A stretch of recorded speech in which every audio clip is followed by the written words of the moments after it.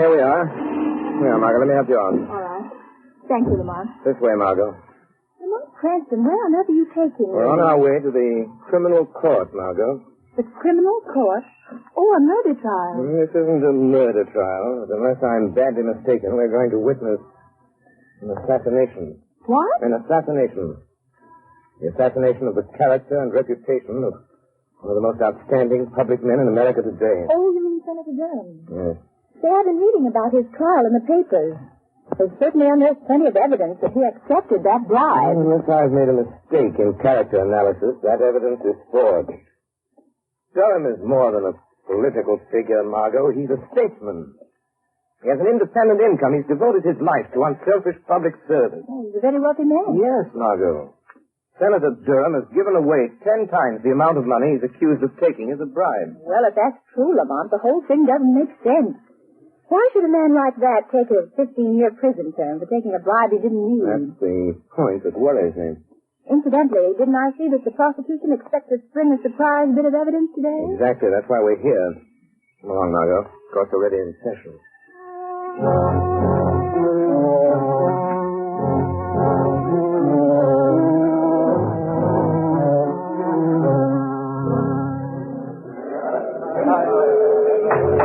Order in the court. One more such outburst on the part of the spectators at this trial, and I shall order the courtroom cleared. Proceed, Mr. Defense Attorney. Your Honor, I have stated the case for my client. I have shown that by his record, it would have been impossible for him to act as the prosecution claims he has acted. And I have yet to see any proof that Senator Durham has committed any crime. I will now call Senator Durham himself to the stand to deny these lies in person. Senator Durham to the stand. Here I am. You swear to tell the truth, the whole truth, and nothing but the truth, so help you God? I do. Proceed with the examination. Senator, you have heard the prosecution's accusations that you did at some time during last December accept a bribe from the late Mario Rinaldi. Yes. What is your answer? I never accepted a bribe from anyone. My answer is the whole thing is a pack of lies. Order! Order in the court. Your witness. Senator Durham, do you deny that on the 16th of December last, you received a visit from the late Mario Rinaldi in your room at the Maximilian Hotel? Why, no. He came to see me and I... Confine yourself to specific answers. Gentlemen of the jury, the defense has made much of the senator's long and seemingly illustrious career of public service. They would have you believe that, like Caesar's wife, the defendant, Senator Durham, is above suspicion. They've paraded witnesses to the stand who told you of his philanthropies, of his unselfish devotion to public service, of his blameless personal life in the past. That we do not contest, refute, nor deny. But unfortunately for Senator Durham, he is not being tried for his past. We, the prosecution, need but one more bit of evidence to complete our case. We have that evidence. Order in the court. I beg leave to show the jury a soundtrack motion picture of a meeting between the defendant and the late Mario Rinaldi, whose bribe of $50,000 paid to the defendant is the basis upon which this case was brought to trial. Order in the court. Has this motion picture direct bearing on this case, Mr. Prosecutor? It has, Your Honor. Has the counsel for the defense any objection to the introduction of this type of evidence without due notice? Senator Durham has nothing whatever to fear from the introduction of any authentic motion picture record of any meeting of Mario Rinaldi and himself, even though the picture was made without the senator's knowledge. Very well. The projection equipment is in the courtroom. Will you order the shades drawn and the lights extinguished? Court attendants, will please draw the shades. Again, I caution the spectators against any outbursts of any kind. Furthermore, no one will be allowed to leave the court until the introduction of this evidence is complete. You may proceed, Mr. Prosecutor. With the court's permission, we will place the screen in full view of the jury. Your Honor, Counsel for the defense has a question. for the sake of the record, will the prosecution state at whose request this motion picture was made? It was made at the request of Anthony Vogel, an attorney of this city. For what reason? As a citizen interested in public welfare. Very well. Now, if the attendant will turn out the light. Silence in the court. The prosecution will submit affidavits to prove that this is an authentic film record of a meeting between Senator Durham and Mario Rinaldi on the evening of December 16th. You may turn on the machine. Yes? Come in. Oh, hello, Rinaldi. I've been expecting you. Look here, Senator Durham. Why haven't I got a contract award on that bastard building? The money's been appropriated. You said you'd use your influence if we fixed you up. Of course, Rinaldi. I told you you'd get that contract. For consideration. If you didn't send me my present of $50,000 for swinging it your way, then that's the way Oh, so that's it. You want to be paid off first, huh? Yes. And in cash. No checks. Okay. You'll get your 50 grand. Get me that contract. I'll be back in an hour with the money. Order in the court. Order in the court. That's the end of the film, gentlemen. It's a lie. A lie, I tell you. I never said that. Order in the court. Your Honor, I object. My client never had such a conversation with Mario Rinaldi. That picture is a fake. One moment. Attendants will please turn on the light. Your Honor, allow me to remind the counsel for the defense that pictures do not lie. Your Honor, we do not deny that the meeting between Senator Durham and Mario Rinaldi did take place in the manner shown in this film, but we deny that any such conversation took place. Have you any proof of that? There are only two people who could know what went on in that room. Senator Durham and Rinaldi. And Rinaldi is dead. Do you deny the voice was the voice of the defendant? My client admits that it sounds like his voice, but it cannot be, since he never asked or received a bribe from the late Mario Rinaldi for any reason or purpose whatever. Your Honor, I ask a recess of this trial in order that the defense may have an opportunity to study this film and soundtrack. I object. I do not see how the due process of law will be impaired by a 24-hour delay. Objection overruled. Court adjourned until 10 o'clock tomorrow morning.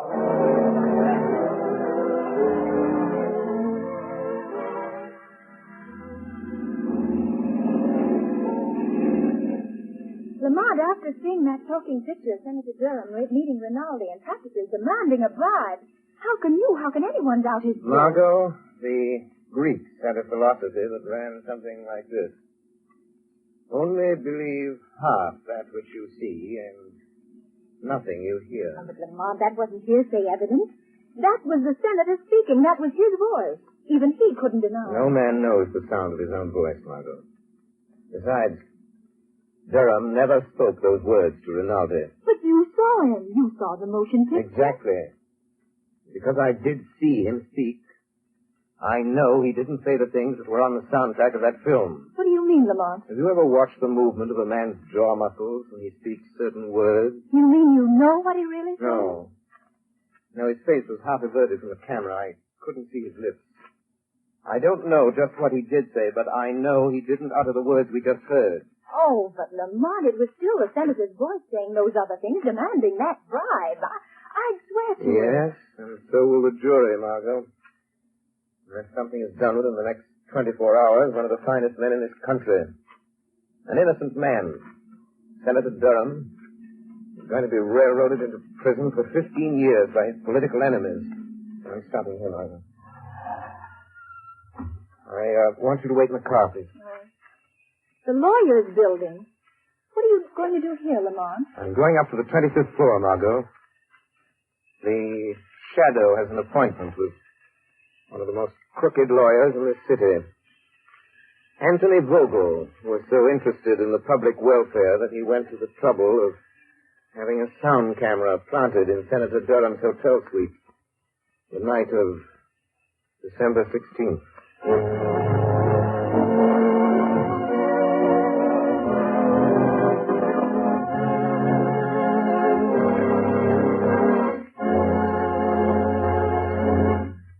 While we are waiting for the Shadow to return, I would like to ask all homeowners a question. Do you want to save money? Of course you do. And you begin real saving when you cut down on the cost of heating your home. Here's the easiest and surest way to do this. Decide now to cook and heat with blue coal. Here's why blue coal is more economical. It is prepared especially for use in the home. And blue coal is Pennsylvania anthracite, the fuel that furnaces cooking ranges and parlor stoves in this section of the country were especially designed to burn. It is mined by the Glen Alden Coal Company, the world's largest producer of specially prepared home fuel. And every carload of blue coal is laboratory tested for purity and size before shipment. And you can always be sure of getting this superior home fuel because it is tinted with an unmistakable blue color so that you can easily identify it at a glance. In Waverly, New York and vicinity, blue coal sales so far this winter are 27% ahead of sales for the same period a year ago. This increase in sales is because Waverly families have found out that blue coal does all I say it will do. So I urge all families throughout this region to try blue coal. Order a trial ton tomorrow. Ask for blue coal by name in any one of 4 sizes: egg, stove, chestnut, or peat. You will find the name of your nearest blue coal dealer listed in the Where to Buy It section of your classified telephone directory under the name Blue Coal.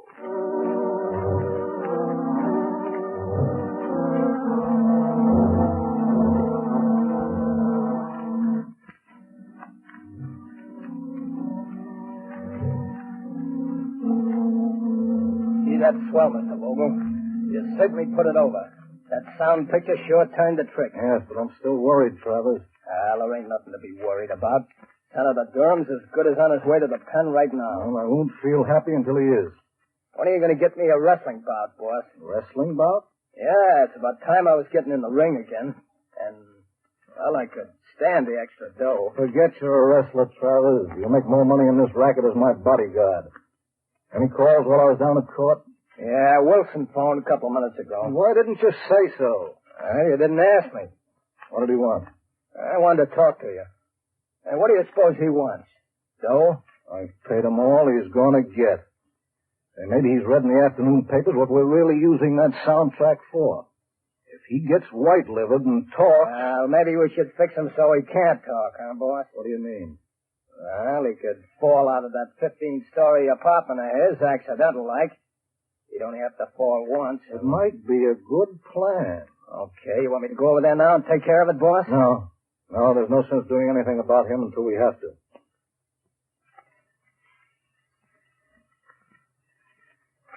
But the first sign of anybody getting wise to what we're doing, then we'll arrange a neat little accident for friend Wilson. Well, now let's take a look at that Wesley murder case. One case at a time, Mr. Vogel. What was that? Suppose we review the evidence of the case against Senator Durham. What sort of devil's trick is this? Who are you? I am the shadow, Vogel. But I can't see you. Nevertheless, Vogel, I am here, in the shadows. Gee, what? Somebody's talking and nobody's here. Shut up, Travers. I'll handle this. Oh. So you're the shadow, huh? You come here to play your hypnotic tricks on me. What do you know about Senator Durham's business? I know everything about it. I've been listening to your interesting conversation about this Mr. Wilson. He seems to play an important part in your case against Senator Durham. Listen, Shadow, I've heard plenty about you. I don't want to fight you. How much do you want to keep out of this? Always the fixer. How much, Shadow? There isn't enough money in the world to cover up what you're trying to do, Vogel. Who is this man? Wilson. What part did he play in this scheme of yours? Oh, so you don't know. You're just trying to find out, are you, Shadow? Travers, lock the door. Okay, boss. That's locked. Melodrama won't help you, Vogel. What, if I could only see this guy, I could... Come on, Travers. You don't need to see him. What do you mean? Come over here. Give me your hand. Well, okay, but it don't make much sense. We'll see. All right. Stand up with me against this wall. Now, stretch out your arms. Can you touch the side wall on that side? Yeah, I can touch it. Good.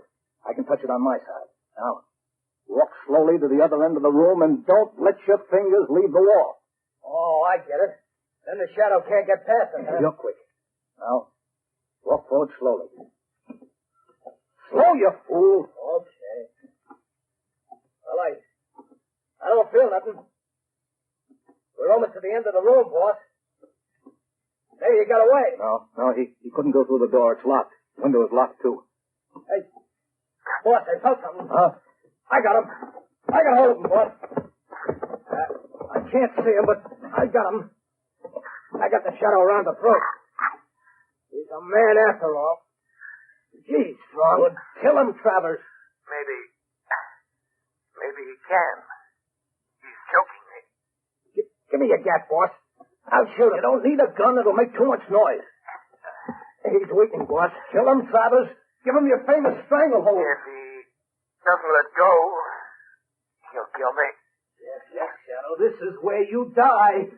Finish him off, Travers. I've got to hurry and take care of Wilson before he gets a chance to talk.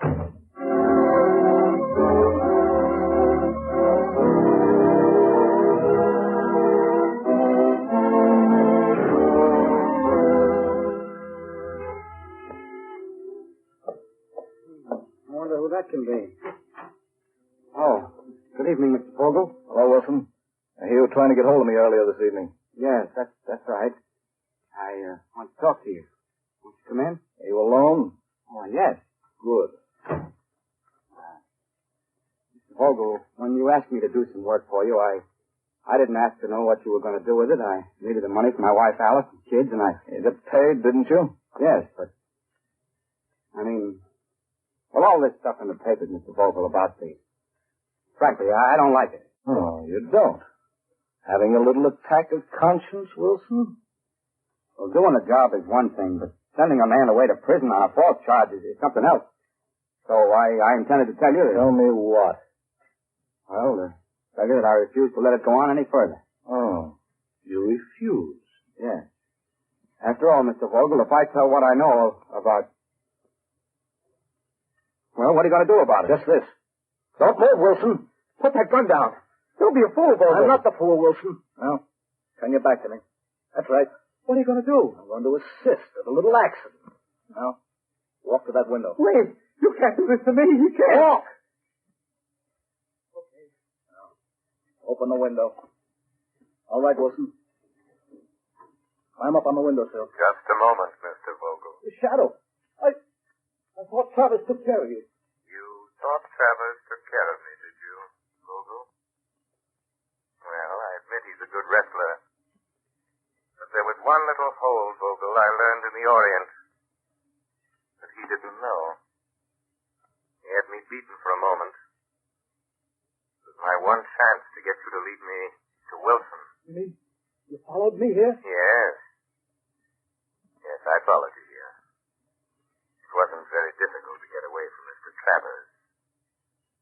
It seems I arrived just in time for my proof. In time? No. Oh. There's Shadow. There's your proof lying dead on the floor. You're crazy, Vogel. You're a fool. You'll get the chair for this. I'm not as crazy as you think. So I'm a fool, am I, Shadow? Now, you're the fool for coming here. You're the fool the police will find locked in this room with Wilson's dead body. They'll find you. I'll see that they do. And here's the gun you killed him with. Why don't you try the window, Shadow? It's only 15 stories so far. Shadow. Shadow. Wilson. Wilson, tell me. Quick. I'm done for. Quick. Oh. Quick, Wilson. Give me the proof. The proof, Wilson. The proof that you framed Senator Durham. Proof. Senator Durham. Come on, Wilson. Come on. Tell me. How did you frame Senator Durham? Good. How? David. Wilson. Wilson. Lamont, are you all right? Unlock the door, Margot. Unlock the door. The key's on the outside. Oh, Lamont, I heard a sound and saw Vogel running out, so I couldn't wait. What happened? I haven't been so stupid. Waited so long. I wanted to find out their secret before I spoke. Now it's too late. Wilson is unconscious, I'm afraid. Dying. Vogel has outwitted me. After all. Well, they shot me. I'm burning for it. Wilson, listen to me. Listen and think. Think. Tell me, how did you frame Senator Durham? Tell me that, Wilson. Tell me that, and I'll see that Vogel pays for doing this to you. Senator Durham, now I remember. I'll show you. Put me into the next room. I'll show you. We'll help you. Easy now. Yeah. Easy. I'll get on the other side. Now, look. It's a recording scene. Yeah, that's right. It's my hobby. You know, impersonated by professionals. An impersonator? Yes. Help me to that chair by the turntable. I impersonate people. I've imitated Senator Durham's voice dozens of times. Quick. Send me the microphone. Turn on the switch. There, I can't hold out my tongue. Here's the microphone. Drop that needle on the wax record. Turn the switch. This is you, Wilson, speaking. I've just been shot by Anthony Vogel. He hired me to...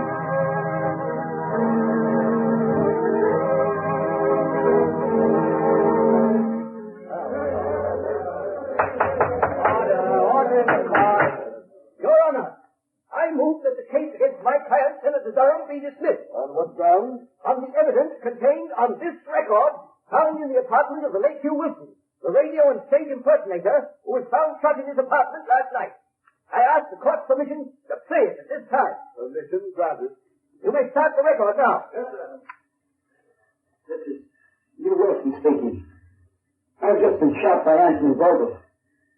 He hired me to impersonate the voice of Senator Durham. It's my voice on the soundtrack of the picture shown at Senator Durham's trial. I'll show how I did it. Listen. Of course, Rinaldi, I told you you'd get the contract for a consideration. But you didn't send me my present of $50,000 for swinging it your way. So naturally, that's how it was done. That's how I did it. Durham's innocent. You never wrote those words. I'll get it out.